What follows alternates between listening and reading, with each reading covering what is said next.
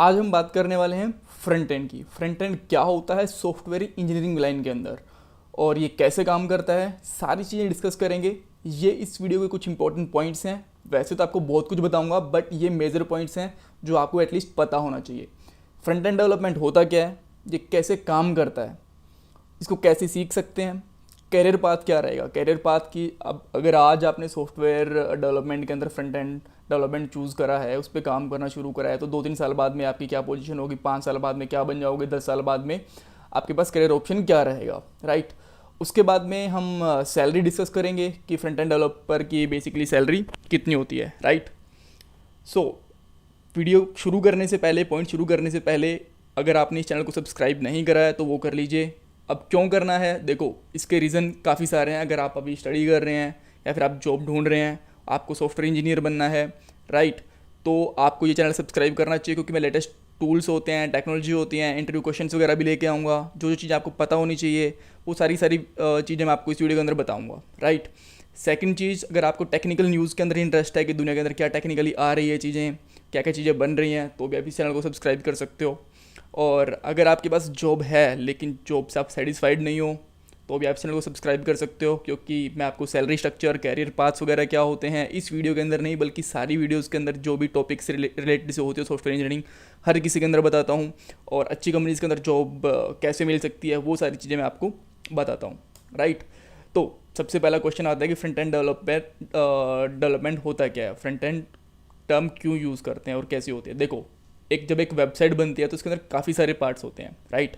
उसके अंदर डिज़ाइनिंग के लिए कुछ चीज़ें यूज़ होती हैं, कुछ चीज़ें डेटाबेस के लिए यूज़ होती हैं, कुछ चीज़ें लॉजिकल इम्प्लीमेंटेशन के लिए होती हैं, राइट। तो फ्रंट एंड भी उनमें से एक है। जब डेटाबेस से हम डाटा को फेच करते हैं तो इतना सिंपल नहीं होता कि हम उसको डायरेक्टली दिखा दें, तो उसको थोड़ा सा तोड़ना मरोड़ना पड़ता है और तोड़ मरोड़ के फ्रंट एंड के ऊपर दिखाना, वेबसाइट के ऊपर दिखाना, ताकि लोगों को वो आराम से रीडेबल फॉर्म के अंदर और लोग उसको पढ़ सकें, वो बेसिकली एक फ्रंट एंड डेवलपमेंट होता है। अब अगर आपको मैं ये दिखाऊं, ये भी एक वेबसाइट है slides.com। इसके ऊपर जो ये कंटेंट देख रहे हो आप, ठीक है, ये आपको फ्रंट एंड की वजह से दिख रहा है क्योंकि ये वेबसाइट अपने आप में एक फ्रंट एंड है। इसके बैक एंड में एक डाटाबेस होगा।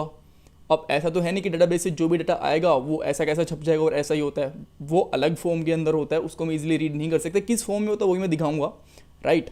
तो अब यहाँ पे आने के बाद में हम उसके अंदर कलर्स वगैरह ऐड करते हैं, लॉजिकल चीज़ें ऐड करते हैं, काफ़ी सारी चीज़ें बनती हैं, राइट। तो ये होता है बेसिकली फ्रंट एंड। आप कह सकते हो कि एक वेबसाइट के ऊपर जो भी आपको दिख रहा है वो एक फ्रंट एंड डेवलपमेंट होता है, फ्रंट एंड होता है, राइट। अच्छा, और अगर आपको एक नॉर्मल लैंग्वेज के अंदर यानी कि एक डेली बेसिस के ऊपर एक एग्जांपल लेना है तो मैं आपको बताता हूँ।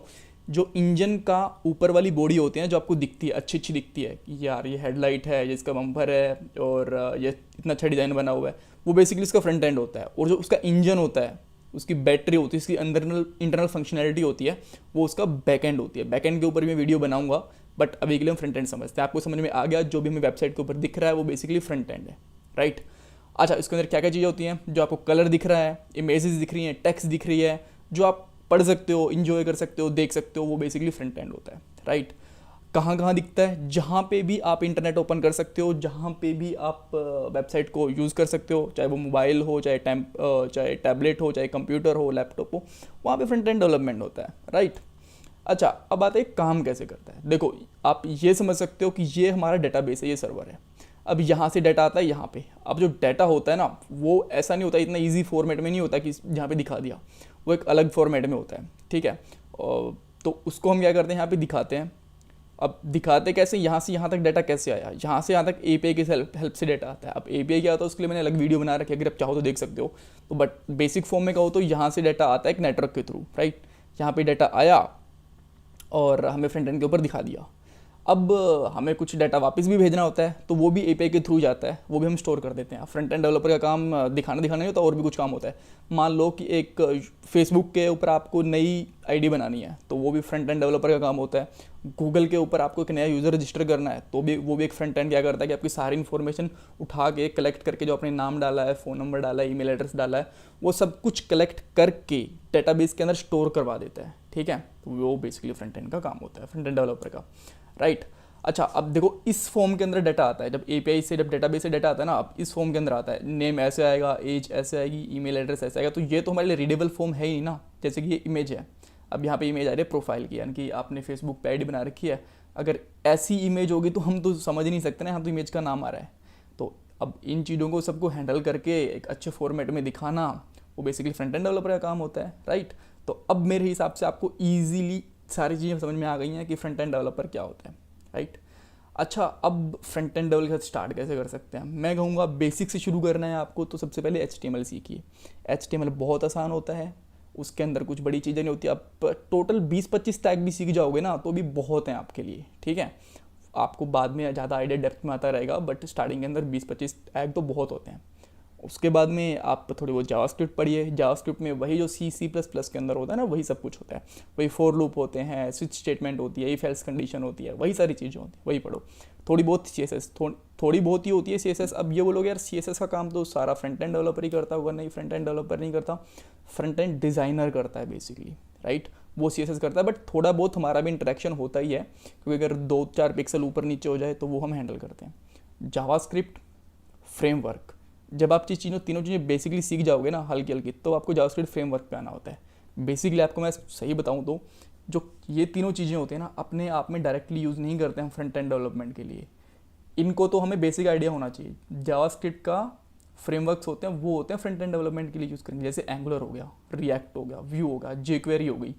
ये सारी चीज़ें होती हैं लाइब्रेरीज और फ्रेमवर्क, जो हम फ्रंट एंड डेवलपमेंट के लिए बेसिकली यूज़ के अंदर लेते हैं, ठीक है। क्योंकि कोर के अंदर बनाना बहुत मुश्किल होता है। अगर कोर में बना तो सकते हो, बट ये हमें बहुत सारी अपने आप में फंक्शनैलिटी दे देते हैं जो इजीली बिल्ड कर देते हैं अपने आप चीज़ें, ठीक है। ये अगर इनके साथ बनाए तो हमें बहुत टाइम लगेगा, और ये फंक्शनैलिटी वगैरह में सारी खुद बनानी होती है, ये बहुत सारी फंक्शनैलिटी में खुद भी दे देती है, राइट। तो ये तीनों चीज़ें सीखनी होती हैं। अब आप बोलोगे यार तीन चीज़ें बता दी हैं, रिएक्ट, एंगुलर, व्यू, jQuery, तो क्या एक चीज़ सीख लो, धीरे धीरे अपने आप सारी चीज़ें आ जाती हैं, सारी चीज़ें सिमिलर ही होती हैं, ठीक है। अब मान लो रिएक्ट के अंदर एक फंक्शन बना हुआ है डिस्प्ले, तो एंगुलर के अंदर हो सकता है कि डिस्प्ले करने के लिए शो फंक्शन बना हो, ठीक है। और व्यू के अंदर विजिबल फंक्शन बना हो, मतलब तीनों का एक ही होगा, बस तीनों के अंदर अलग लाइब्रेरी फ्रेमवर्क के अंदर कुछ थोड़ा डिफरेंस होता है, राइट।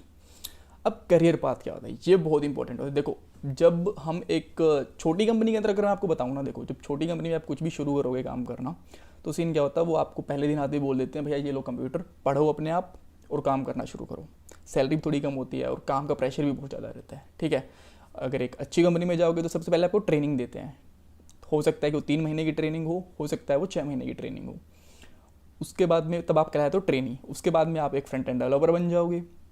फ्रंट एंड डेवलपर आप 2 या 3 साल के से आपके बाद आप सीनियर डेवलपर बन जाओगे, और 5 से 6 साल के बाद में आप लीड फ्रंट एंड डेवलपर बन जाओगे, ठीक है। अब लीड क्या होते हैं, यानी कि पूरी टीम को लीड कर रहे होते हैं, 7-8 डेवलपर होते हैं, उनको इंस्ट्रक्शंस देते हैं, उनको बताते हैं भाई ऐसे ऐसे काम करो, ठीक है। क्योंकि अब आपको बहुत ज़्यादा नॉलेज हो चुकी होती है फ्रंट एंड डेवलपर के हाथ में, आप मैनेजर से इंटरेक्ट करते हो, क्लाइंट से इंटरेक्ट करते हो, राइट।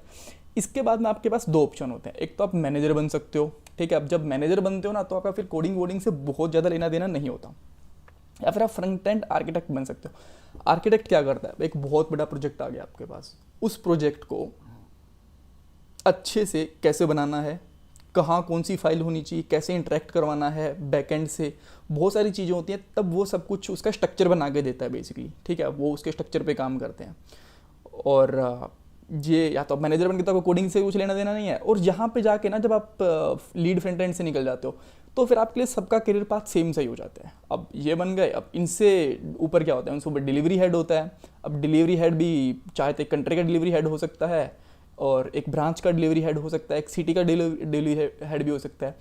उसके बाद बन सकते हो आप CTO।